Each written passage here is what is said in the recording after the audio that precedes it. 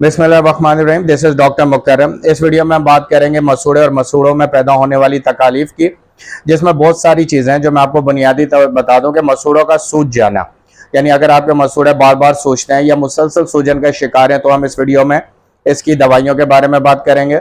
मसूड़ों का सुर्ख लाल हो जाना और सख्त हो जाना, बाज़ दफ़ा मसूड़े बहुत ज़्यादा सुर्ख और लाल हो जाते हैं, रेडनेस आ जाती है और वो सेंसिटिव हो जाते हैं उसके साथ साथ और पेन करना शुरू कर देते हैं, तो इसके बारे में भी बात करेंगे। रेडनेस आ जाती है, सेंसिटिव हो जाते हैं, स्वेलिंग आ जाती है।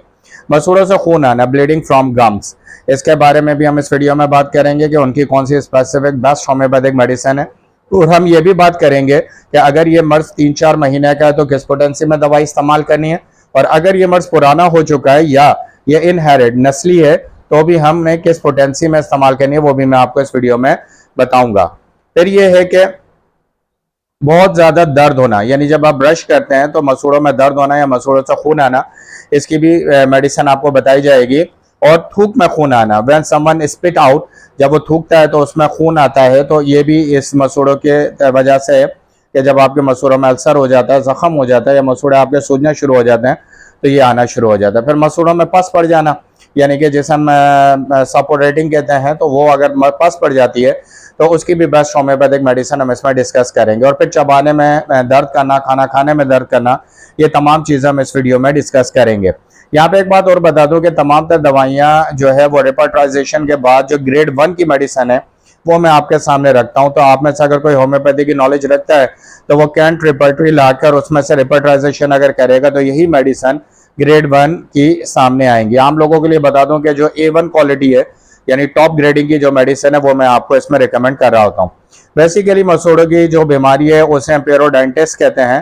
पेरोडेंटिस का मतलब ये है कि ये एक दूसरा नाम है गम स्वेलिंग का, गम्स इन्फेक्शन का। जब आपके गम्स इन्फेक्टेड हो जाते हैं बैक्टीरियल इन्फेक्शन की वजह से, तो आपके गम्स के जो सॉफ्ट टिश्यू हैं वो डैमेज होना शुरू हो जाते हैं और इसकी बैक्टीरिया स्टे करता है आपके मसूड़ों में एज अ प्लाग और एज अ टाटर।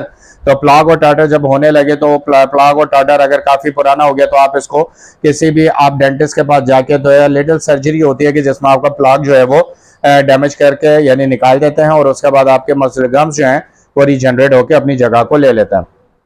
तो ये गम स्वेलिंग और गम इन्फेक्शन से पैदा होने वाले मर्ज हैं। और अब मैं आपको बताता चला जाता हूँ कि आपने किस कंडीशन के अंदर, किस सिम्टम में आपने कौन सी बेस्ट होम्योपैथिक मेडिसिन इस्तेमाल करनी है। सबसे पहले बात करूंगा गम्स गैंग्रीनस। गम्स गैंग्रीनस का मतलब होता है कि इसको हम उर्दू में समझाऊं तो मैं सरतान, यानी कि मसूड़ों की ऐसी कंडीशन जो कैंसर की तरफ जा रही होती है। अब ये कैसे पता चलेगा? इसका मतलब ये कि किसी फर्द को, खातून को या मर्द को मर्ज हो गया है दांतों का या मसूड़ों का और वो तवील अरसे से वो सही नहीं हो रहा, बार बार हो जाता है, कुछ अरसे के बाद फिर हो जाता है या मुसलसल चलता रहता है। वो पेशेंट उस दर्द और तकलीफ के साथ बहुत सारी मेडिकेशन कर रहा होता है लेकिन आदी हो चुका होता है। तो अगर ऐसा कोई मसला है तो मैं आपको इसमें 3 मेडिसिन बताऊंगा जिनको ये मसला 1.5 साल या 2 साल से ज्यादा है। गौर से सुन लीजिएगा, उनको ये मैं मेडिसिन बता रहा हूँ, उनके पावर बताऊंगा कि उन्होंने इस्तेमाल करना है। जिनको ये मसला 1.5 साल से पुराना हो चुका है या अगर 1 साल से भी पुराना हो चुका है तो वो ये मेडिसिन इस्तेमाल कर सकते हैं। इसमें पहली मेडिसिन लैकेसिस है, दूसरी मेडिसिन मर्कसॉल है और तीसरी मेडिसिन आर्सेनिक एल्बम है। ये सब मैं डिस्क्रिप्शन में लिख दूंगा, आप वहां से भी देख सकते हैं। अब ये देखिएगा कि पहली लैकेसिस, फिर मर्कसॉल है और तीसरी आर्सेनिक है। इन तीनों दवाइयों को 10 एम पावर में इस्तेमाल करना, ये बहुत ज्यादा पावर होती है लेकिन उन मरीजों के लिए जिनके मसूड़े कैंसर की तरफ जा रहे हैं और वो जख्म बार बार करते हैं, सूजन आ जाती है, खून आता है, सेंसिटिव हो जाते हैं और सही नहीं हो रहे, तो ऐसी कंडीशन में 3 दवाइयां उन्होंने 10 एम पावर में इस्तेमाल करनी है। और इनका इस्तेमाल कैसे करना है कि पहले दिन लैकेसिस खाएंगे वो रात में 10 कतरे 1 घूंट में पानी में डाल के 10 एम के, फिर वो दूसरी रात खाएंगे मर्कसॉल, फिर वो तीसरी रात खाएंगे आर्सेनिक एल्बम। इन तरह 3 रात तक ये खाएंगे, फिर अगले 3 दिन का गैप दे देंगे, नहीं खाना उन्होंने क्योंकि यह ज्यादा पावर है। 3 दिन के गैप देने के बाद दोबारा उन्होंने इसी तरह रिपीट करनी है, यानी कि 3 दिन गैप हो गया, 6 दिन, यानी 7वें दिन से लैकेसिस 10 एम रात में खाएंगे, दूसरे जो है 8वें दिन वो मर्कसॉल खाएंगे और 9वें दिन वो आर्सेनिक खाएंगे। इस तरह ये 10 एम में खाने के बाद यानी 3 दिन खाएंगे, 3 दिन का गैप देंगे, फिर 3 दिन खाएंगे, फिर इसके बाद पूरे महीने तक इन्हें दोबारा इस्तेमाल नहीं करनी, फिर उसके बाद अगले महीने ये दोबारा इसी तरह इसको इस्तेमाल कर सकते हो, तो इंशाल्लाह ये जो इनके मसूड़ों का गैंग्रीनस प्रॉब्लम है, सरतानी मसला है, कैंसर की तरफ जा रहा है, बहुत ज्यादा खराब हो गए हैं, ये मसला बिल्कुल ही सही हो जाएगा। लेकिन ऐसे मरीज जिनके मसूड़ों में अभी नया नया कोई जख्म पैदा हुआ है, तो वो इन्हीं 3 दवाइयों को, लैकेसिस को, मर्क और आर्सेनिक को 1-2 महीने अगर उन्हें मसला हुआ है तो फिर 200 पावर पोटेंसी में वो इस्तेमाल करेंगे, सुबह दोपहर शाम 15 दिन तक। अगर ये मसला 2-3 महीने का, तो 200 पावर में सुबह दोपहर शाम वो इसको इस्तेमाल करेंगे और इंशाल्लाह मसला सही होगा। फिर हम आगे आ जाते हैं कि पेन इन गम्स, यानी कि गम्स में अगर दर्द होता है खाते हुए, चबाते हुए या वैसे भी होता है, तो फिर 3 दवाइयां आपको बता रहा हूं, उसमें आर्सेनिक नंबर 1, नंबर 2 है मर्कसॉल और नंबर 3 है स्टेफिस सेग्रिया। अगर मसूड़ों में दर्द होता है, किसी भी उम्र के बच्चे हैं या बड़े, तो इसको सिर्फ आपने 200 पावर पोटेंसी में इस्तेमाल करना है, सुबह दोपहर शाम। तरीकाकार वही है कि आपने 10 कतरे 1 घूंट पानी में डाल के इस्तेमाल करना है। आर्सेनिक को सुबह, मर्क को दोपहर में और स्टेफिस सेग्रिया को आपने शाम में इस्तेमाल करना है। 15 दिन तक आप इस्तेमाल करेंगे, 5 दिन का गैप दे देंगे और फिर मजीद 10 दिन तक के लिए इस्तेमाल करेंगे। यानी इस तरीके से 25 दिन हो जाएंगे महीने में, 5 दिन के गैप के साथ। पहले 15 दिन, 5 दिन का गैप, फिर दोबारा से 10 दिन। तो इसके बाद इंशाल्लाह आपका जो मसूड़ों में दर्द है, वो बच्चे हो, बड़े हो, छोटे हो, बड़ी उम्र के हो, ये 200 पावर पोटेंसी में 3 दवाइयां इस्तेमाल करने से सही हो जाएगा। ये डिस्क्रिप्शन में मैंने लिख दिया, वहां से भी आप इनको देख सकते हैं।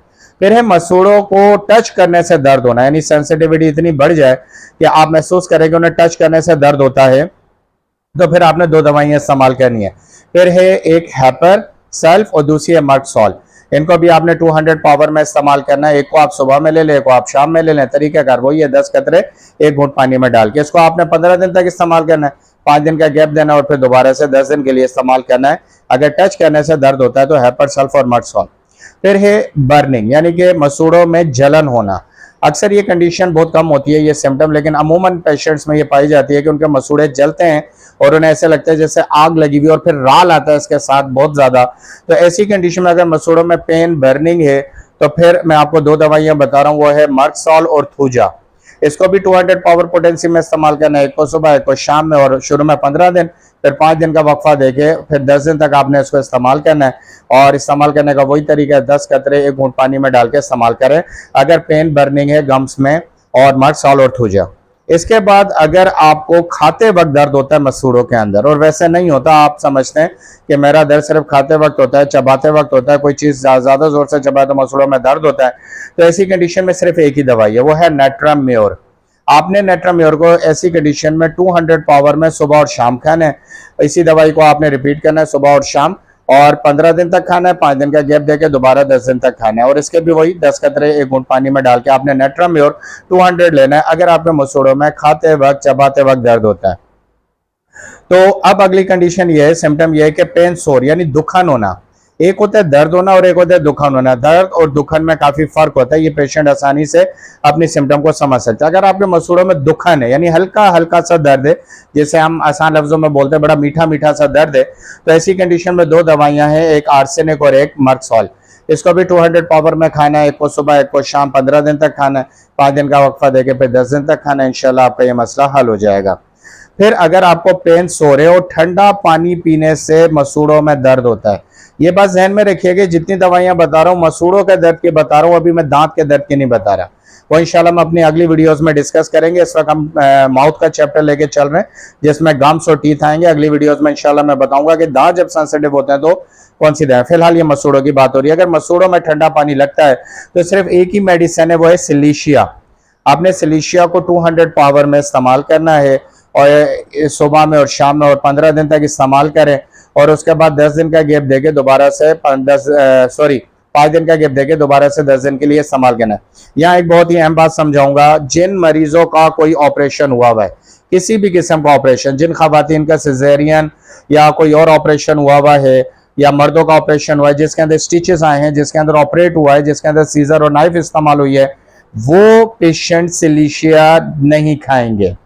ये बात मैं आपको बता दूं कि वो पेशेंट सिलीशिया नहीं खाएंगे। ये सिम्टम फिर उनको सिलीशिया के जरिए सही नहीं करनी है, क्योंकि सिलीशिया एक ऐसी मेडिसिन है जो दोबारा से ऑपरेटिव पार्ट को, यानी जहाँ पे ऑपरेशन हुआ है, उसको पेन में कन्वर्ट कर सकती है। तो उन लोगों ने ये सिलीशिया नहीं खानी।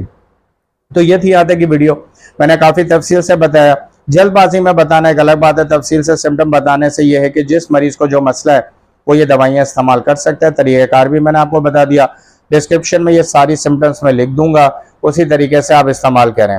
अच्छा, एक चीज जो है कि अगली वीडियोस में मैं जो है आपके गम्स यानी मसूड़ों के हवाले से जिन चीजों पे बात करूंगा वो होगी स्वेलिंग, सूजन पे, सपोरेशन, उनमें पस पड़ जाने के, बहुत गंदी कैफियत यानी बहुत पुराना मर्ज हो जाने की सूरत में, और अल्सर यानी कि जख्म, अल्सर ही कन्वर्ट होता है कैंसर में। तो अगली वीडियो आप जरूर देखिएगा, इस चैनल को सब्सक्राइब करें, अपने फ्रेंड्स और फैमिली को शेयर करें, क्योंकि आजकल बहुत सारे लोग इस तकलीफ में मुब्तला हैं, तो ये तकलीफ उनकी दूर होनी चाहिए। किसी को तकलीफ से निकालना भी एक इबादत है। और वेसिकल्स और मसूड़ों में छाले बन जाते हैं, छोटे छोटे व्हाइट कलर के स्पॉट आ जाते हैं, उनके बारे में भी मैं अपनी अगली वीडियो में बात करूंगा। Thank you very much for watching this video.